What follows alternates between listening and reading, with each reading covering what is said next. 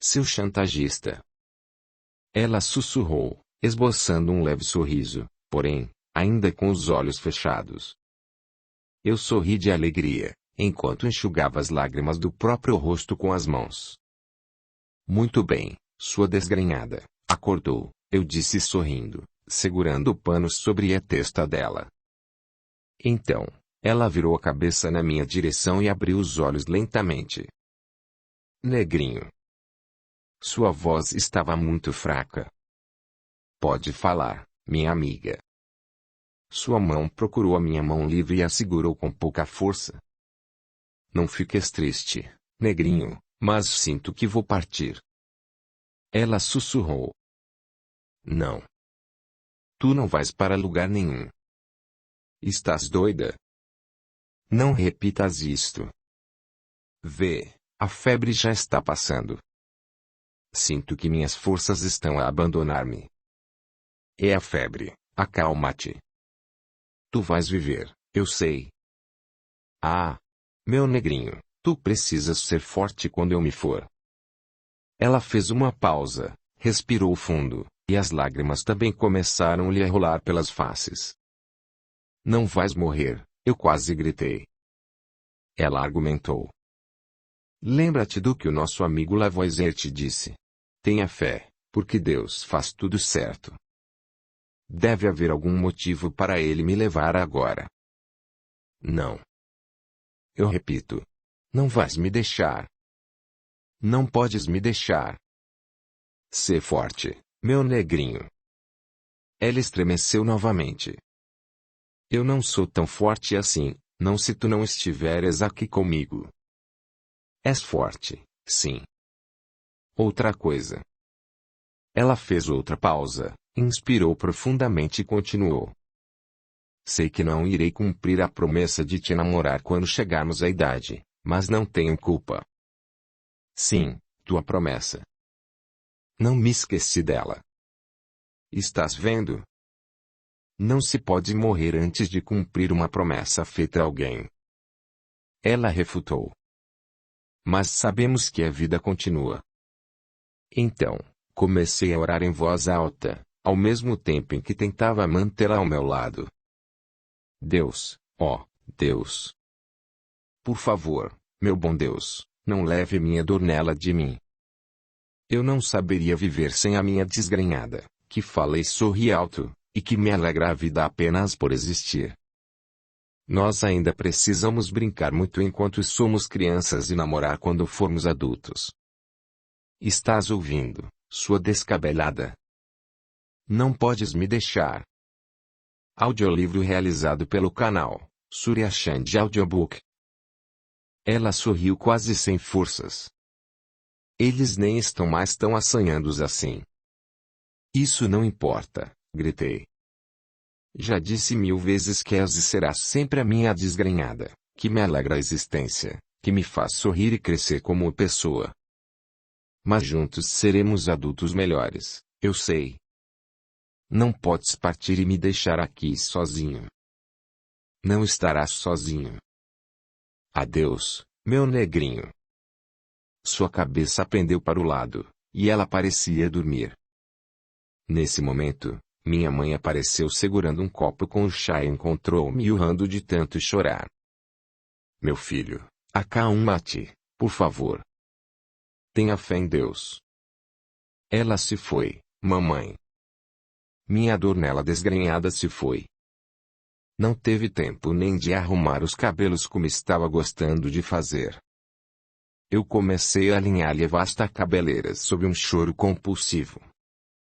Minha mãe correu até ela e tocou-lhe a face e o pescoço. Depois aproximou a mão de suas narinas, então falou. Não, meu filho querido. Acalma teu pranto. Ela está apenas dormindo. E minha mãe estava certa. Dornella estava apenas esgotada pelo episódio de febre alta. Eu sorri de felicidade durante várias vezes naquele dia, com a certeza de que ela permaneceria ao meu lado. No final da tarde, após algumas horas de sono revigorante, ela acordou sentindo-se bem melhor e voltou para a fazenda. No dia seguinte, teve um novo acesso de febre, e também no outro, quando foi diagnosticada com malária, uma enfermidade cruel que levava a óbito milhares de pessoas do mundo àquela época, e ainda hoje mata muitos. Mas Dornella viveu. E seguimos juntos os nossos dias, na companhia edificante de nossos pais, entre momentos alegres e tristes, fáceis e difíceis, porém, ainda mais gratos a Deus pelo dom da vida. O tempo passou, crescemos, casamos-nos e tivemos filhos lindos. Nos primeiros anos de casados, 2 deles. Um negrinho de olhos verdes, como os meus, e uma negrinha de cabelos desgrenhados e esvoaçantes, como os dela. Depois vieram mais 2. Capítulo 9. Mudança de planos. Fevereiro de 2001, Niterói, Brasil. Marta adentrou a própria casa ofegante, ansiosa para abrir o envelope que trazia à mão. Estava certa de que daquela vez eles teriam êxito. Jogou a bolsa sobre a poltrona da sala e deixou-se cair sentada sobre o sofá. Vai dar certo. Vai dar certo, dizia em voz alta, enquanto rasgava a lateral do envelope. Estava preparada para ver o resultado e telefonar ao esposo contando-lhe a novidade. Finalmente, abriu o invólucro e puxou um papel de dentro dele. Não conseguiu acreditar no que seus olhos lhe mostraram. Negativo. Não pode ser. Como vou dar essa triste notícia novamente ao Rogério? Questionou-se, desolada. A secretária do seu lar, Sandra, aproximou-se e, vendo-a atordoada, indagou. A senhora aceita um pouco de água, dona Marta? Não, obrigada. Vou para o meu quarto. Marta levantou-se, apanhou a bolsa e subiu as escadas até o quarto do casal. Era necessário reunir forças e encarar a dura realidade. Marta e Rogério estavam casados há 8 anos e há 5 tentavam ter um filho. Logo no início, os exames mais comuns e superficiais acusaram que o casal gozava de saúde e estava apto a ter o tão sonhado filho. Porém, após 1 ano e meio de tentativas sem êxito, resolveram realizar exames mais sofisticados e detalhados, quando detectaram o problema. Rogério tinha uma deficiência genética que culminava com a lentidão de seus gametas, o que dificultava a concepção através do método convencional.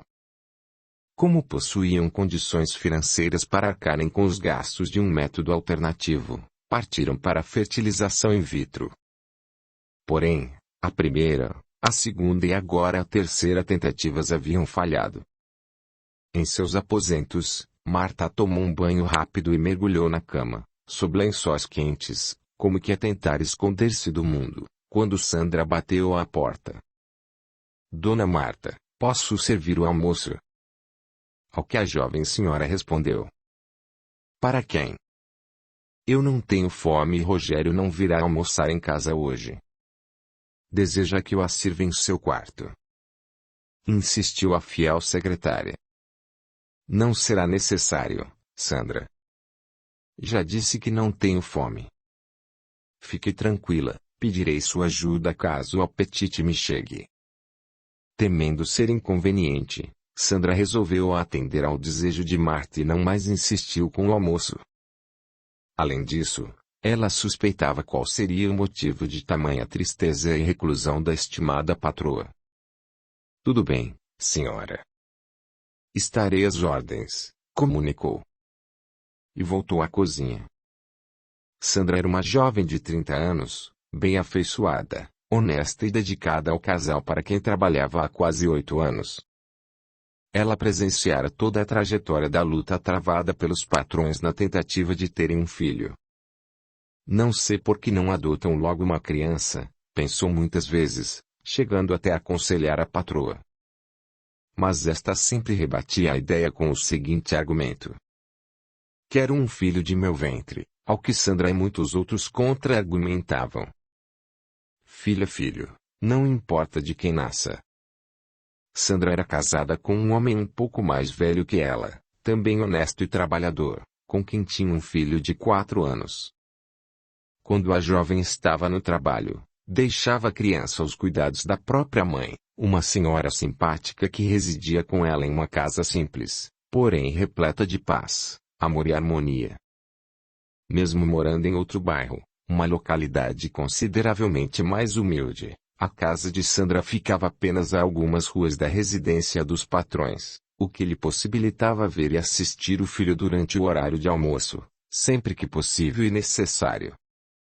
Além disso, Marta era generosa e gostava de crianças, permitindo muitas vezes que a secretária levasse o filho para o trabalho. Sandra percebia que a patroa, com frequência, fitava seu menino Érico contemplativa, sonhando e ansiando pelo próprio filho. O telefone de Marta tocou algumas vezes, e ela não atendeu. Era o esposo em busca de notícias sobre o resultado do exame. Preferiu enviar-lhe uma mensagem de texto, dizendo: "O resultado só sairá ao final do dia. Beijos." Desejava comunicar a triste notícia ao marido apenas pessoalmente. Assim, entre o pranto e muitas especulações em mente sobre o que iriam fazer dali para a frente, ela adormeceu. Sonhou que visitava um orfanato, feliz e sorridente. Ainda que fosse contra essa ideia, a vida parecia impulsioná-la para esse caminho. À noite, quando o esposo chegou, encontrou-a triste e chorosa, e logo imaginou qual teria sido o resultado do exame.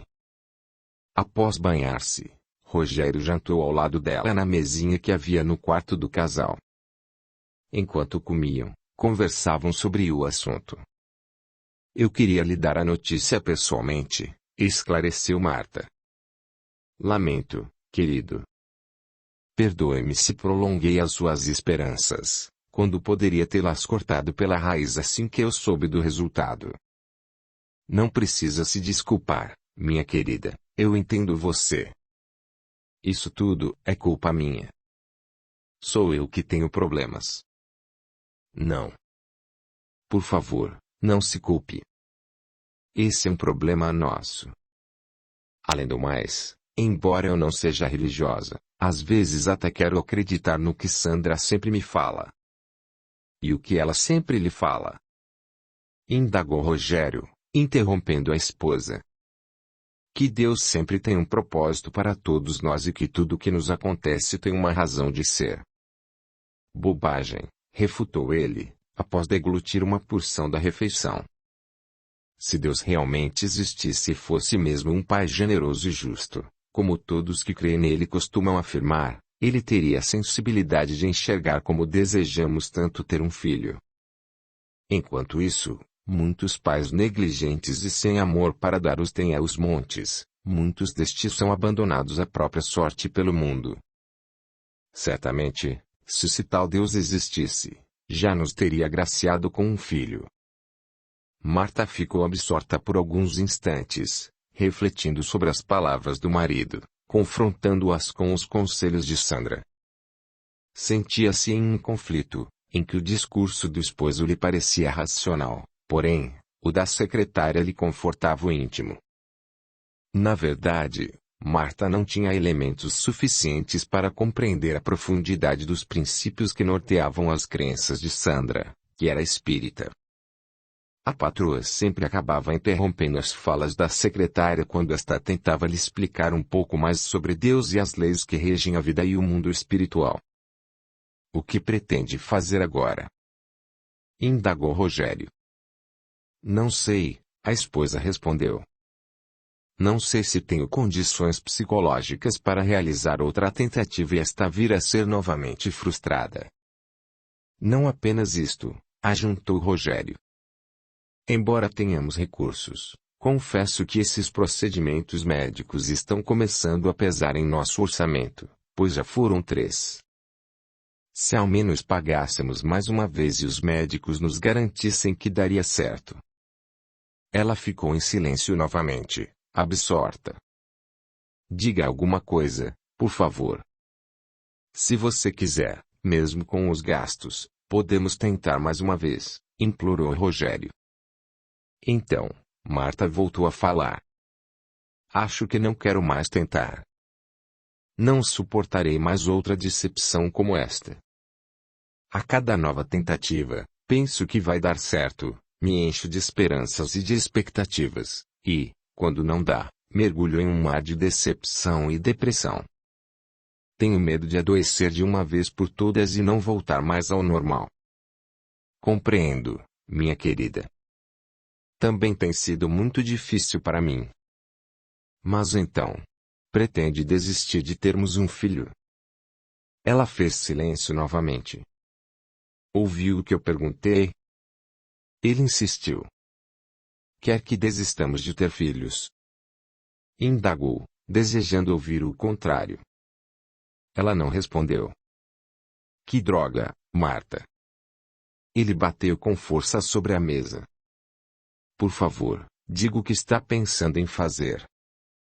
Acalme-se, por favor. Desculpe, mas detesto quando você faz isso. Detesto quando fica em silêncio, como que esperando que eu adivinhe seus pensamentos. Desculpe, Rogério. Eu estava justamente imersa neles, em meus pensamentos. Então, conte-me no que está pensando. Hoje à tarde eu sonhei que fazia uma visita a um orfanato. Pronto. Era nisso que eu estava pensando. Orfanato. Mas você sempre disse que... Ela o interrompeu. Eu sei o que sempre disse, ok? Mas agora é diferente. Depois de tudo pelo que passamos, estou realmente inclinada a partir para uma adoção. Ele completou. Exato. O que você acha? Rogério bebeu um pouco de água, como que a ganhar tempo para pensar na melhor resposta que daria à esposa. Então, opinou.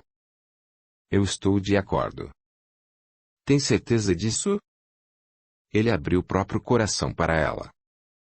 Nunca tive problemas com essa ideia, Marta.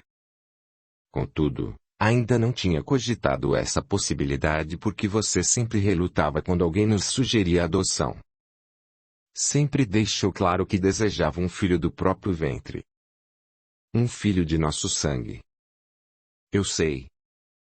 Ela baixou a cabeça, enquanto estalava os próprios dedos, absorta, concentrada no som emitido pelas suas articulações.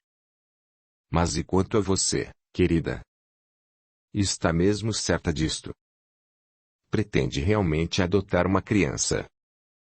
Ele precisava saber, pois temia que a esposa o enchesse de esperanças e acabasse voltando atrás, como já fizera em muitas outras circunstâncias. Ela o fitou nos olhos e, com convicção, afirmou. Estou, Rogério. Pensei muito sobre isso durante o dia, até você chegar. Tomei minha decisão e não pretendo voltar atrás.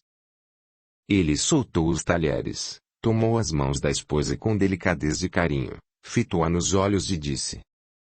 Então, assim o será, meu amor. Mesmo que nossos filhos sejam adotados, nós os amaremos de todo modo. E, para falar a verdade, eu sempre achei que o amor de pai e mãe não deve fazer distinção entre um filho adotivo e um biológico. Seremos uma família feliz, e é isso que importa, e beijou-a delicadamente nos lábios, demonstrando seu apoio, ao mesmo tempo em que agradecia pela sábia decisão. Rogério estava certo, pois não deve mesmo haver distinção entre o amor e a dedicação dispensados a um filho adotivo e a um biológico.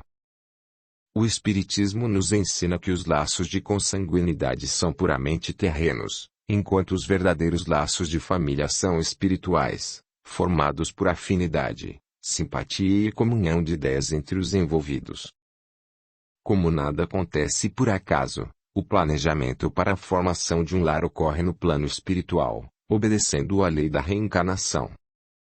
Dentro dessa concepção, a possibilidade de agrupar na vida terrena espíritos no papel de pai, mãe e filho, seja este biológico ou adotivo, consiste em uma oportunidade de reunir afetos ou desafetos para experiências de aprendizado ou reparação de equívocos ocorridos em encarnações prévias. Contudo, as obrigações e responsabilidades dos pais permanecem as mesmas, tanto para a venturosa condição de consanguinidade como para a abençoada experiência da adoção. De um modo ou de outro, Deus confere aos espíritos encarnados na condição de pais a tarefa de orientar e conduzir os filhos no caminho do bem, auxiliando-os em seu processo de aprendizado e evolução espiritual, dentro dos princípios do amor.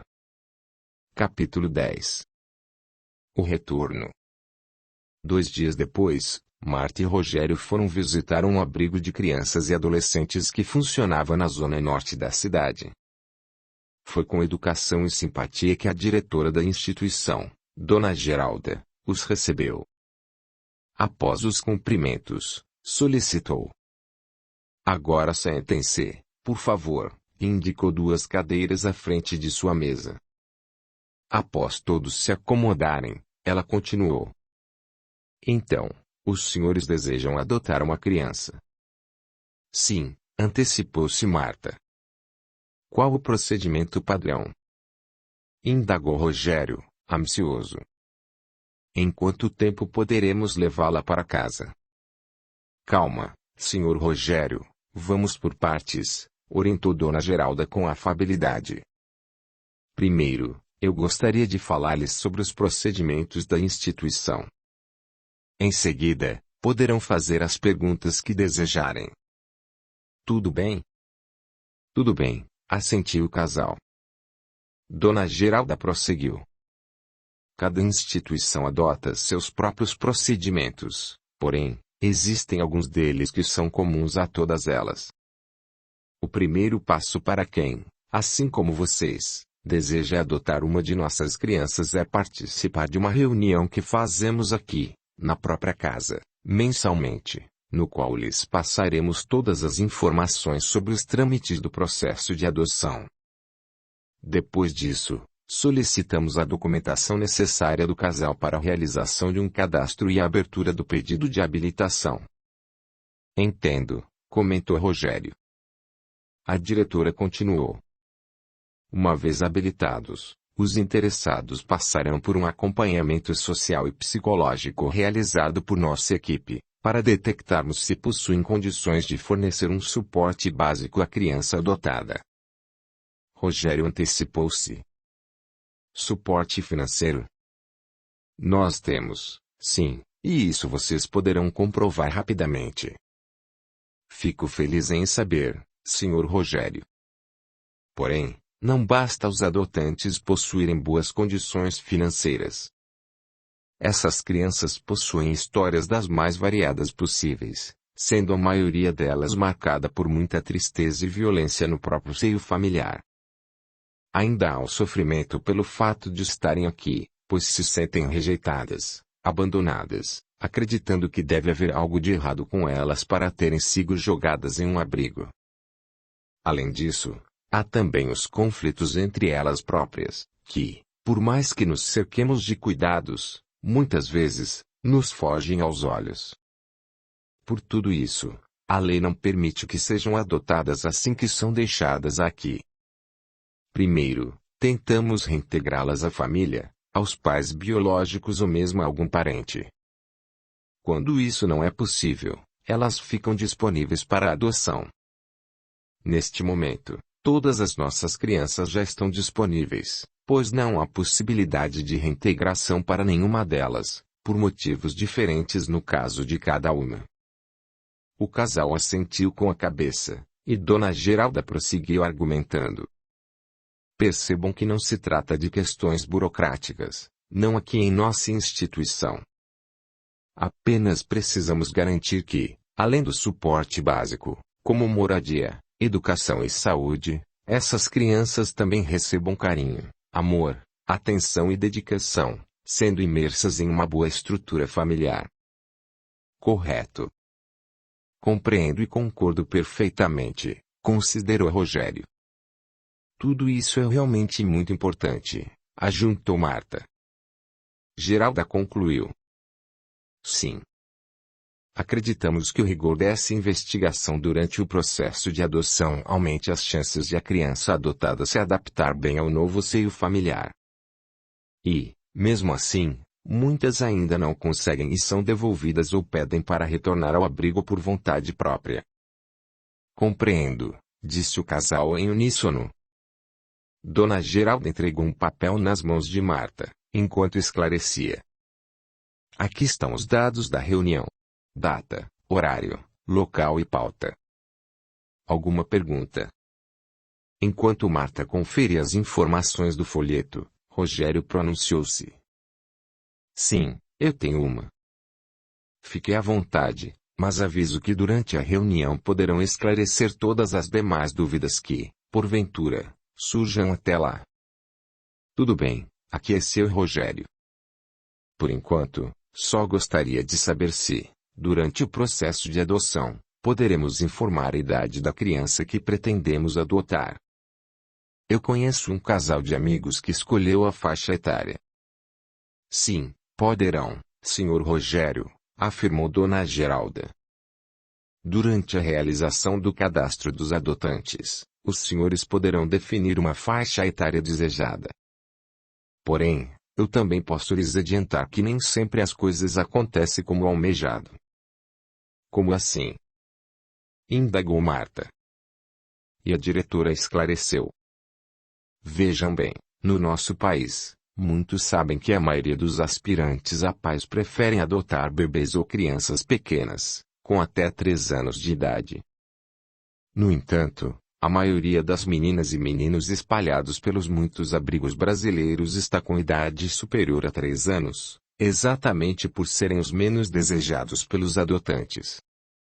No final dessa fila, infelizmente, estão as crianças ainda maiores, já adolescentes. Em alguns países, como nos Estados Unidos, por exemplo, a faixa etária da preferência é um pouco mais elástica que a nossa. Marta interrompeu. Tem razão. Realmente desejamos adotar um bebê de, no máximo, 1 ano. Enfim, retomou Dona Geralda, o que quero dizer é que, embora o desejo inicial seja por determinada faixa etária, muitas vezes, a adoção ocorre em circunstâncias inusitadas, até porque não basta os adotantes escolherem a criança, esta também precisa aceitá-los. Marta e Rogério se entreolharam, como que confessando um para um outro um pensamento em comum. Mas nós vamos conseguir adotar um bebê. Ao imaginar qual seria a intenção do olhar trocado entre o casal, Dona Geralda esclareceu.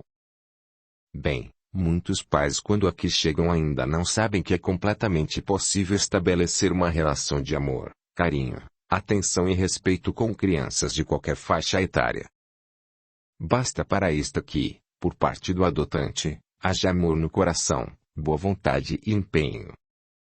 O fato de esses meninos maiores terem tido uma história pregressa não impede a construção dessa relação. Isso nós sabemos porque temos aqui vários casos como exemplo. Compreendo, disse Marta, meio sem jeito.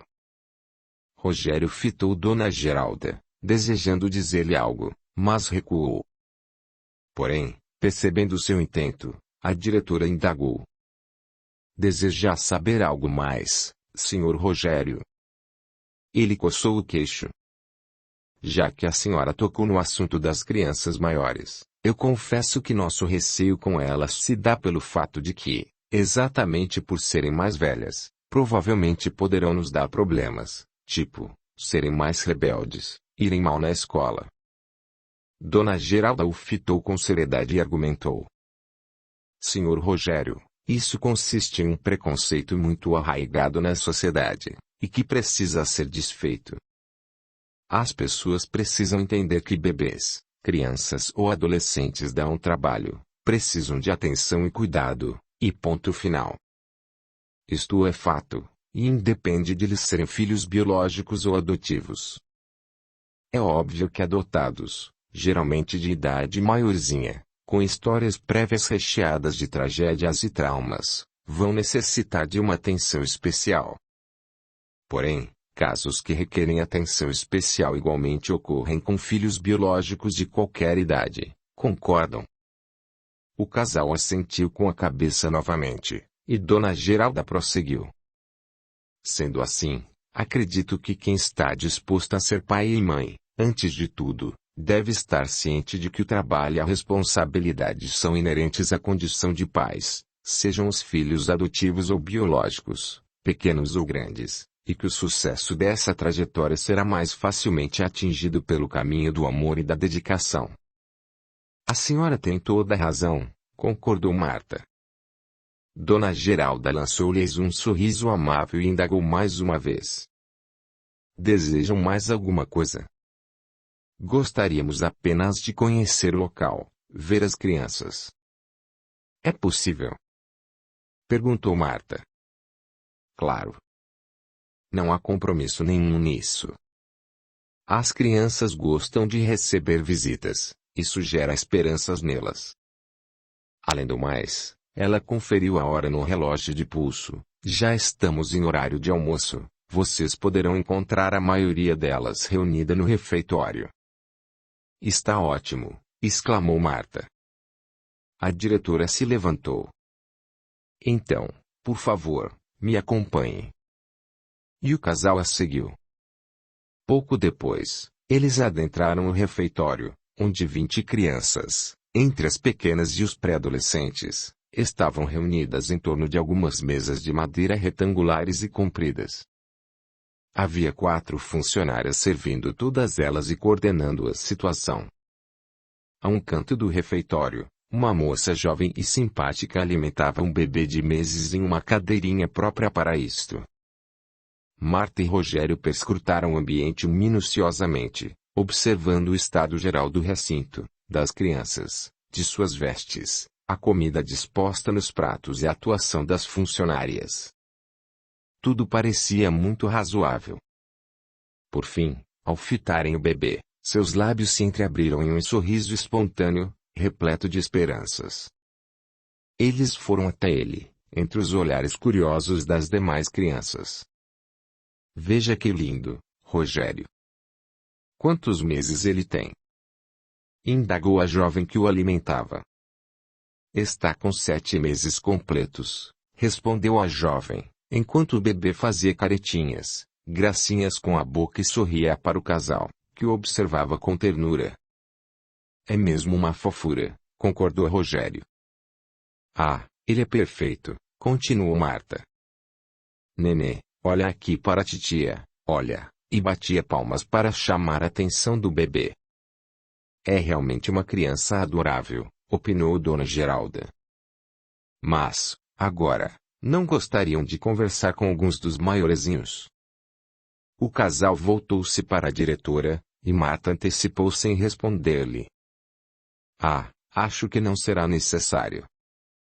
Se tudo der certo com os trâmites da adoção, vamos querer este bebezinho. Compreendo. Mas não gostariam de conversar um pouco com os outros, apenas para lhes proporcionar um momento de interação e descontração? Insistiu a diretora, com a sabedoria de alguém experiente no ramo. Rogério conferiu a hora no relógio de pulso e respondeu. Sim, claro. Podemos ficar mais um pouco. Então, Dona Geralda pediu gentilmente que o casal aguardasse até que todas as crianças tivessem finalizado o almoço. Em seguida, convocou-as para uma pequena reunião em uma sala ao lado, onde, com a ajuda das funcionárias, sentaram-se em círculo sobre um grande tapete redondo. De pé, ao lado do círculo, a diretora os cumprimentou. Boa tarde, meus queridos. Tem gente faltando aqui, observou em pensamento.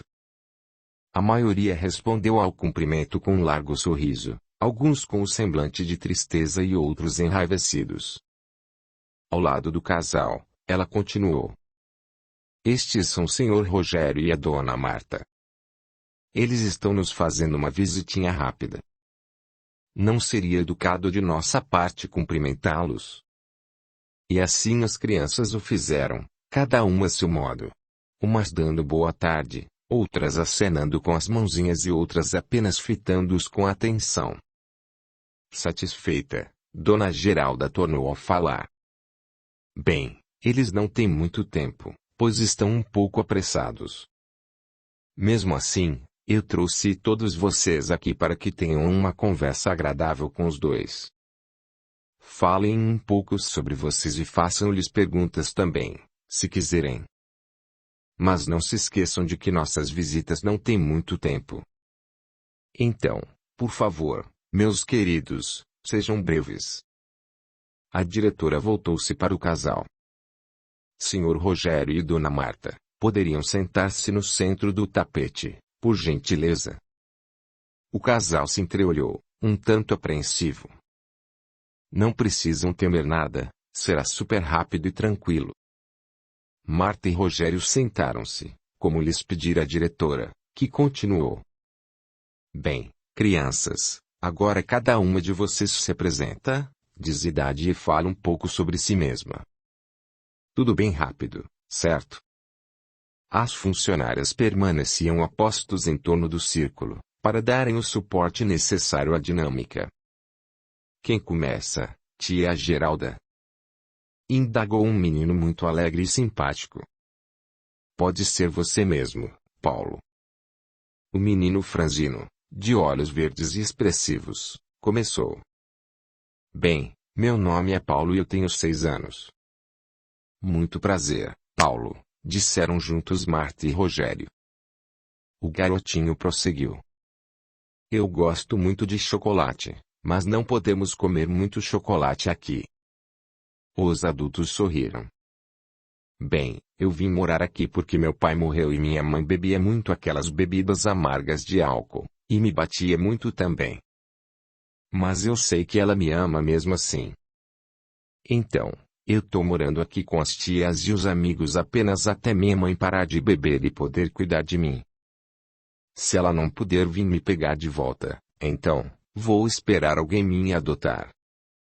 Eu gosto daqui, mas às vezes tenho raiva quando brigam comigo e também sinto muita saudade de minha mãe. Pronto, tia. Acabei. Marta e Rogério se emocionaram, tinham os olhos marejados. Muito bem, Paulo. Obrigada, parabenizou Dona Geralda. Agora, sigam a sequência do círculo, por favor. Sua vez, Lúcia querida, por gentileza. Mesmo um pouco tímida, Lúcia deu continuidade à conversa. Meu nome é Lúcia, tenho 4 aninhos. Ela representou a idade com os dedos das mãos. Minha mãe foi embora com um namorado e meu pai não cuidava bem de eu e de meu irmão, Chiquinho. Aquele ali traço ela apontou para um garotinho no outro lado do círculo. Ele tem 5 anos e, quando papai quis mexer com eu, Chiquinho protegeu eu. Vovó não pode andar, então mandou nós pra cá. Eu amo meu irmãozinho e gosto muito de boneca de pano. Uma lágrima escorreu pela face de Marta. Ainda bem que não gosto de chocolate. Os adultos riram nesse momento. Acabei. Dona Geralda agradeceu a apresentação de Lúcia e, com um largo sorriso, fez um comunicado. Lúcia e Chiquinho, meus queridos, aproveito esta oportunidade para lhes dar uma ótima notícia. Hoje mesmo soubemos que o processo de adoção dos dois foi, finalmente, finalizado. Ainda esta semana, vocês vão morar juntos na casa do Sr. Bruno e da esposa dele, Dona Rosângela. Os irmãos sorriram felizes, e as demais crianças no círculo aplaudiram, igualmente contentes com a notícia, o que renovava-lhes a esperança de também conseguirem um lar. E a dinâmica continuou. A um dado momento, Dona Geralda aproximou-se de uma das funcionárias e indagou-lhe. Por onde andam aqueles dois? Não sei, Dona Geralda, devem estar aprontando alguma das deles por aí, respondeu a jovem, sorrindo. Acho que vou procurá-los. Porém, nesse instante, a porta da sala se abriu abruptamente e um casal de crianças adentrou o recinto, iluminando ainda mais o grupo com sua presença marcante. Então vocês estão aqui, disse o garoto de 6 anos, trazendo em uma das mãos um recipiente de plástico. Procuramos por vocês um tempão e estavam aqui, hein, seus danadinhos, comentou a garota de igual idade. Os dois fitaram Marta e Rogério ao centro do círculo. Então, o garoto comentou para a menina ao seu lado. Ah, vejo que temos visitas, querida ajudante Maria. Marta e Rogério se entreolharam, surpresos com a entrada inusitada e, sobretudo, com a desenvoltura daquelas crianças. Isso é muito bom, querido cientista Renan, respondeu a garota. Então, vamos começar a nossa apresentação, ajudante, determinou o garoto. Só se for agora, amigo, concordou a menina. Todos os olhavam sorrindo com naturalidade, inclusive Dona Geralda, demonstrando que já estavam habituados com tudo aquilo, com exceção de Marta e Rogério, que continuavam surpresos e encantados. Então, o casal de garotos pediu licença aos amigos e aos adultos, adentrou o círculo e se posicionou bem ao centro dele, ao lado dos convidados Marta e Rogério. Fitando os presentes, o garoto começou. Observem bem este líquido dentro deste frasco, que se chama tubo de ensaio e serve para misturarmos coisas dentro dele, e ergueu o frasco de plástico cilíndrico e comprido, mostrando-o a todos. Percebam que o líquido não tem cor, ajuntou a garota. Agora, o grande momento. Ajudante Maria, por gentileza. O garoto posicionou o tubo de ensaio à frente da menina, e esta jogou algo dentro dele.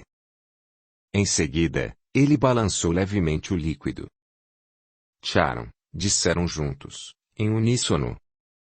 Nesse instante, ocorreu uma pequena explosão dentro do tubo, e todos tiveram um sobressalto enquanto observavam uma nuvem de fumaça emergir de dentro dele, que agora continha um líquido azul borbulhante.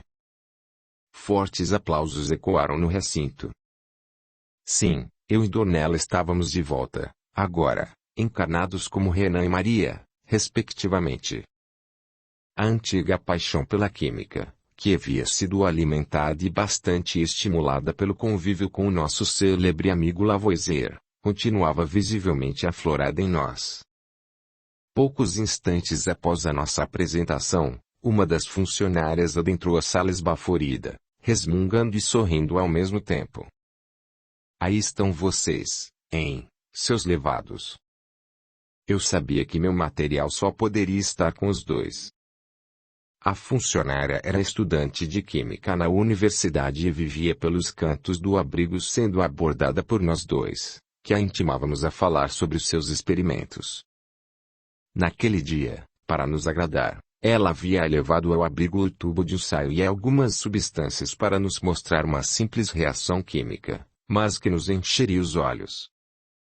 Então, após a sua apresentação, a um dado momento em que se distraiu com outros afazeres, confiscamos-lhe o material e saímos à procura de um público para mostrarmos o nosso show. A cicatriz em formato grosseiro de coração que Donella possuía nas costas também estava de volta, como uma marca de nascença de Maria. É fato que o corpo físico atual nada tem do anterior, porém, ambos apresentam forte relação com o corpo espiritual, o perispírito. Nesse sentido, geralmente, grandes traumas experimentados em determinados tipos de morte trágica, acidental ou outra, ou mesmo ferimentos de grande intensidade que afetaram profundamente o emocional do indivíduo, como no caso de Donella, uma queimadura, podem deixar marcas que atingem o perispírito. A intensidade emocional do acontecimento imprime uma marca semelhante no perispírito, e então as informações que o perispírito carrega são transmitidas para o corpo físico ainda em formação durante a gestação. Ou seja, o espiritismo nos esclarece que muitas marcas de nascença consistem em experiências intensas vividas no passado, que precisam ser superadas com as experiências adquiridas na vida atual. Capítulo 11. Um casal das trevas. 6 meses depois, Marta e Rogério se despediam de Dona Geralda com gratidão, após acomodarem as bagagens das crianças no automóvel da família. Muito obrigada por tudo, Dona Geralda, agradeceu Marta à diretora, abraçando-a calorosamente. Não há de quê, minha querida. Eu também os parabenizo pela bela iniciativa da adoção e agradeço por terem nos procurado. Após afastarem-se, foi a vez de Rogério. Endosso as palavras de minha esposa. Muito obrigado por tudo, Dona Geralda, disse o empresário, apertando com firmeza a mão da diretora. A senhora não apenas nos auxiliou nessa longa jornada, que, aliás, não foi tão longa assim, mas também nos ensinou muito durante todo esse tempo. Não precisa agradecer, meu filho. Fiz tudo com prazer e por amor, disse a diretora. Marta objetou. Precisamos agradecer, sim, Dona Geralda. Chegamos aqui cheios de preconceitos, e a senhora nos ensinou que o caminho certo para se construir uma família feliz deve ser pautado no amor verdadeiro, nunca em ideias preconcebidas. Aprendemos que, antes de qualquer atitude a tomar, precisamos ouvir não apenas com os ouvidos, mas também com o coração e a razão. Dona Geralda sorriu, e foi a vez de as crianças se despedirem. Ela abriu bem os braços e, curvando-se para baixo, recebeu os dois em um forte e caloroso abraço. Meus queridos cientistas, sentirei saudade de vocês. Desde o primeiro momento, eu, como Renan, e Dornella, como Maria, havíamos chamado a atenção do casal. Com o passar do tempo, nós quatro tínhamos desenvolvido uma relação mútua de respeito, confiança e amor, de modo que Marta e Rogério desistiram de adotar o bebê inicialmente desejado e não hesitaram em nos receber como filhos do coração. Antes de irmos morar no abrigo, eu e Maria vivíamos cada qual no seio de uma família estruturada e feliz. Porém, uma tragédia assolou as nossas vidas quase que de forma simultânea, quando ficamos órfãos de pai e mãe. Depois disso, acabamos sendo levados ao abrigo, no qual Dona Geralda era diretora, quando estávamos com 4 anos de idade. Durante o tempo que passamos na instituição, nos unimos bastante, éramos inseparáveis, como quando fôramos Jans e Dornella. Onde um estava, o outro estava ao lado. Quando um aprontava, o outro lhe dava cobertura.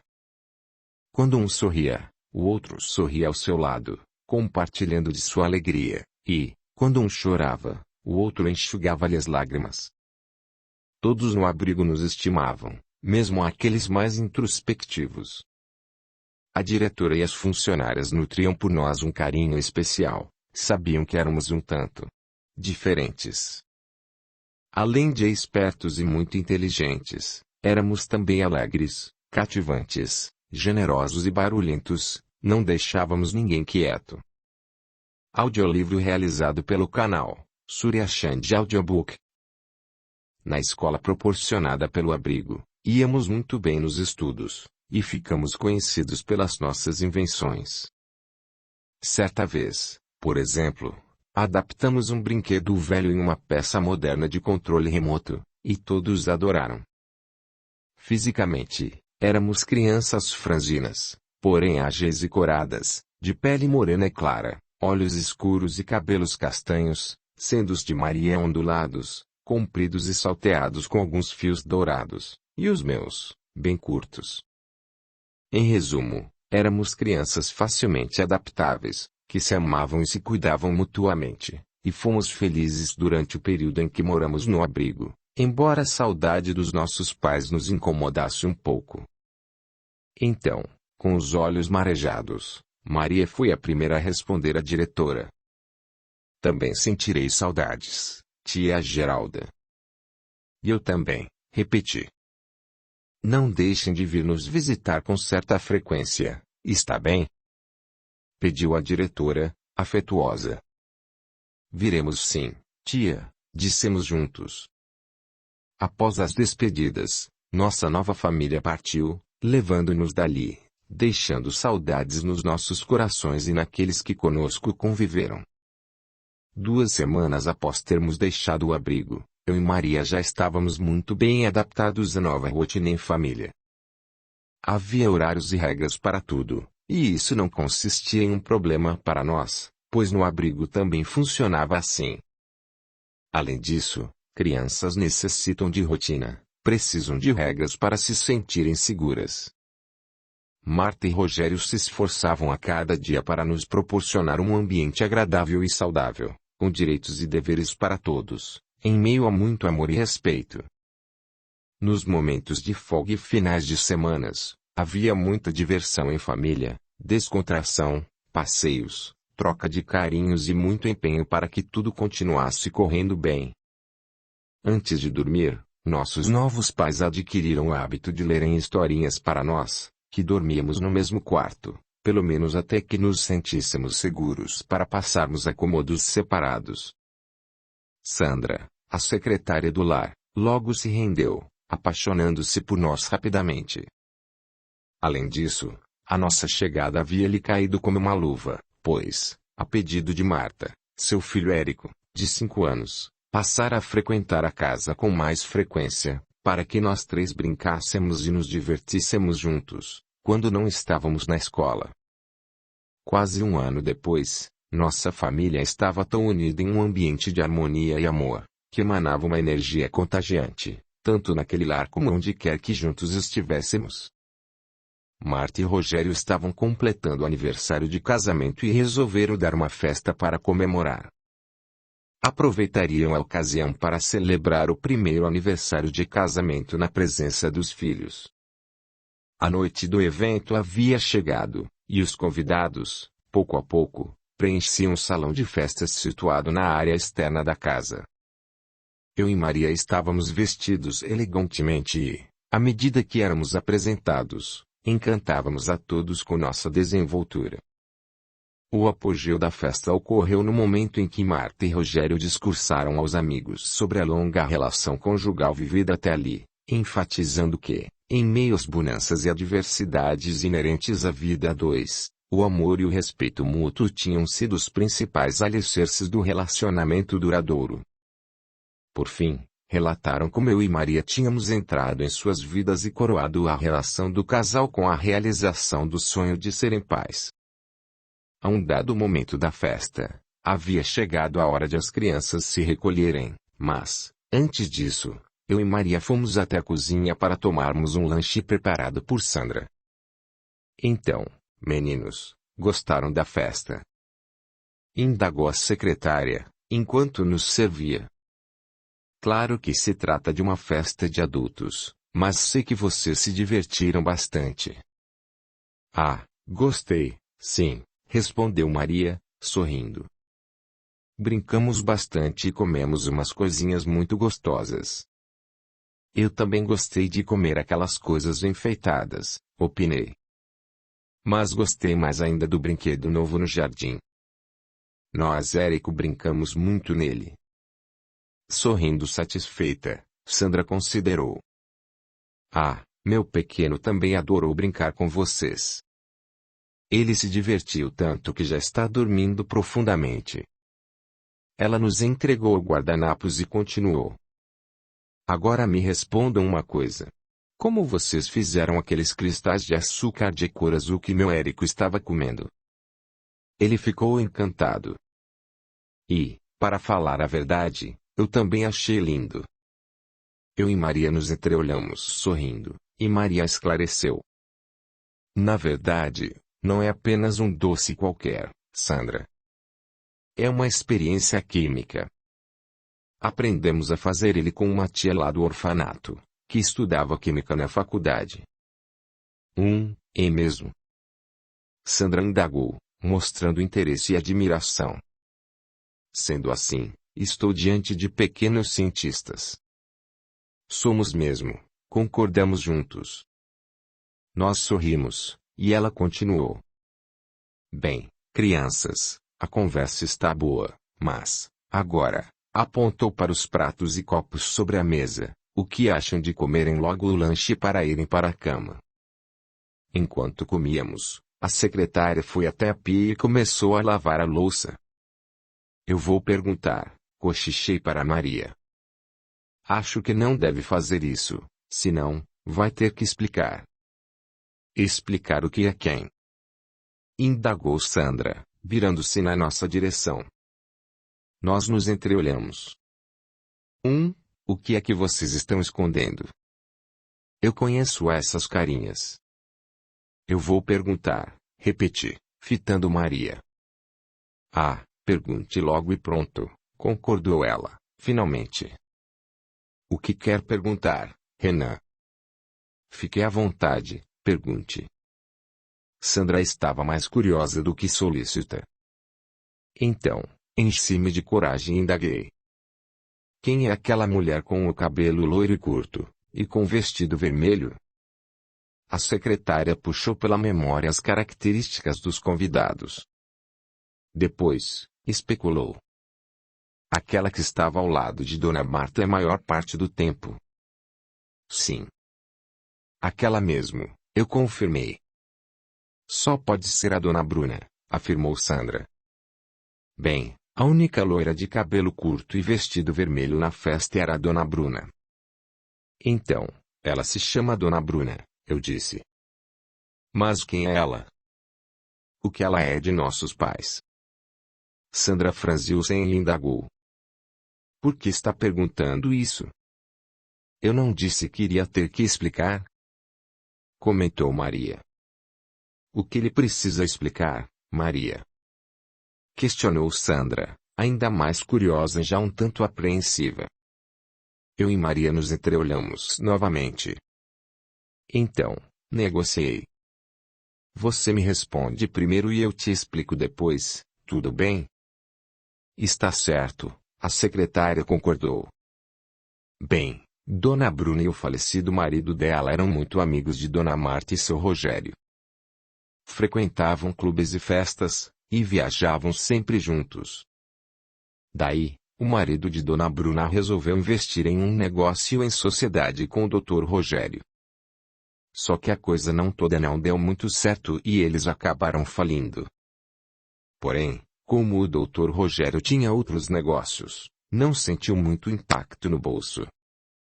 Conseguiu recuperar o dinheiro perdido alguns meses depois. Já o marido da Dona Bruna, esse se deu mal. Se deu mal, como? Indagou Maria, e Sandra continuou. Ele tinha investido uma fortuna nesse negócio e acabou perdendo tudo, e o pior. Botou a culpa no Dr. Rogério. Disse que ele o tinha roubado, e que por isso haviam falido. Bem, depois de perder tudo, entrou em depressão, adoeceu e morreu do coração. Dona Bruna herdou a casa e um pouco de dinheiro, que investiu e vive dessa renda, mas na verdade ela é bem pequena. Porém, vive mantendo a pose de rica, com a ajuda financeira de Dona Marta, claro. 1. Faz sentido, comentei, absorto. O que é que faz sentido? Indagou Sandra, intrigada. Eu respondi a sua pergunta, seu bonitinho. Agora você me explica por que me perguntou isso. Promete que não vai rir de mim, nem pensar que sou louco. Vou logo avisando que ele não é louco não, viu, Sandra? Eu garanto, adiantou-se Maria. Pode falar. Sei que louco você não é. Não se preocupe. É que, bem, eu não gostei dessa amiga de nossa mãe, essa Bruna. Sandra ficou em silêncio um instante, avaliando o que deveria dizer ao garoto. Depois, questionou. E por que você não gostou dela? Ah, por alguns motivos. Quer saber de uma coisa? Eu também nunca gostei muito dessa Bruna, não, confessou a secretária. Então somos 3, completou Maria. Sandra tornou a falar. Tá. Então, combinamos nesse sentido. Não gostamos dela. Eu não gosto porque sempre achei arrogante, falsa e fingida. Agora, me contem os motivos de vocês. Maria antecipou-se. Eu não gostei por tudo isso que você falou aí. Mas também porque percebi que ela sorria para nós só na frente de nossos pais. Quando eles não estavam olhando, ela franziu o nariz para nós. Foi mesmo, Maria. Aquela bruxa nem disfarçou para vocês? Questionou Sandra, horrorizada. E quanto a você, Renan? Bem, além de tudo isso que vocês falaram, eu percebi uma coisa a mais. Fiz uma pausa, enchi-me de coragem e prossegui. Eu vi o fantasma de um homem ao lado dela e, pelo que você falou, deve ser o marido dela que morreu. Mesmo? Indagou Sandra, levando a mão à boca. Então, você o viu? Vi sim, reafirmei. Acha que sou louco? Claro que não, respondeu Sandra. Muitas crianças na sua idade veem, ouvem e até falam com espíritos, sabia? Comigo nunca aconteceu, informou Maria. Pois é, Maria, esclareceu Sandra. Não acontece com todas as crianças, mas com muitas delas. Conte-me, Renan. Como você o viu? Ele fez algum gesto, disse algo? Ele estava com roupa escura, e a pele também era escura, não brilhava como um espírito que vi outro dia. Entendo. Continue, por favor. Eu prossegui. Enquanto Dona Bruna falava, ele parecia sussurrar coisas ao ouvido dela e ficava o tempo todo olhando com fúria para os nossos pais, principalmente para o meu pai.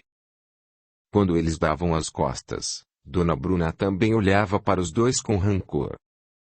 Ou seja, ela finge que é amiga deles, mas é uma falsa.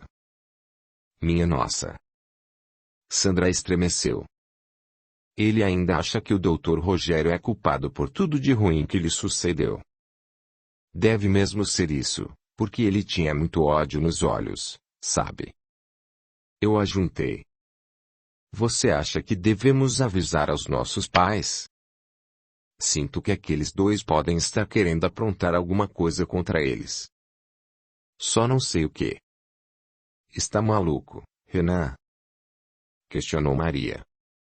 Sandra pode até ter acreditado em nós, mas nossos pais não vão acreditar. Eu nunca ouvi eles falando em espíritos do outro mundo. Nem mesmo em Deus eles falam.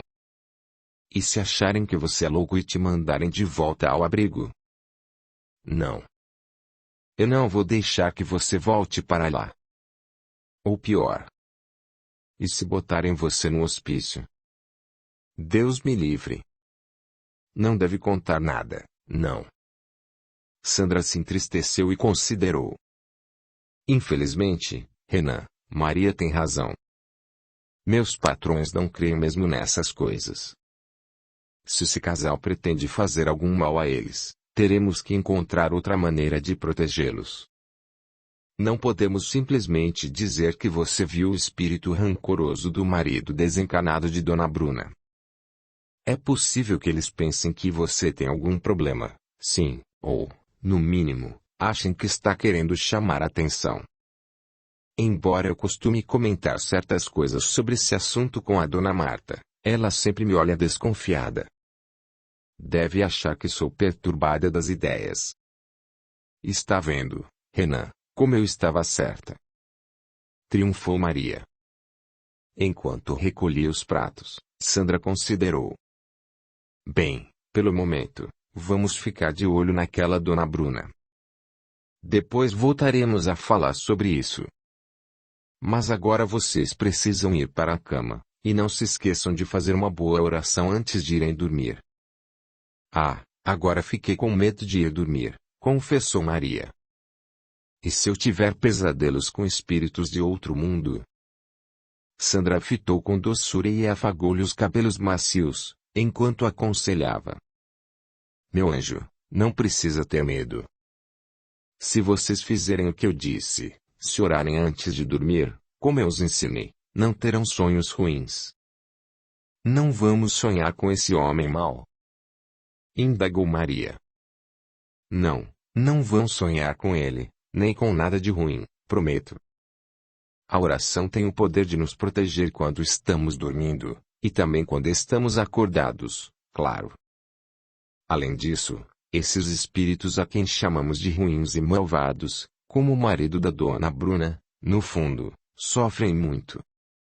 Por isso, é bom que oremos para eles também. Sofrem? Indaguei, sem entender. E Sandra esclareceu. Sim, eles sofrem porque estão tão envenenados de raiva e de rancor, que se esquecem de cuidar deles próprios. Preferem continuar odiando pessoas que foram seus desafetos quando ainda estavam vivos, e, com tudo isso, eles sofrem, vivem tristes, sujos e feios. É por isso que, se em vez de medo tivermos compaixão, poderemos ajudá-los com orações, ao mesmo tempo em que essas orações também nos fortalecem e nos protegem da influência deles. Vamos orar por esse homem ruim? Indagou Maria. E Sandra esclareceu um pouco mais. Sim, minha querida, porque os ruins podem vir a ser bons. Vamos pedir em oração que esse homem busque o caminho da luz, que tente expulsar o ódio do coração e enxergar a realidade do passado com os olhos da razão.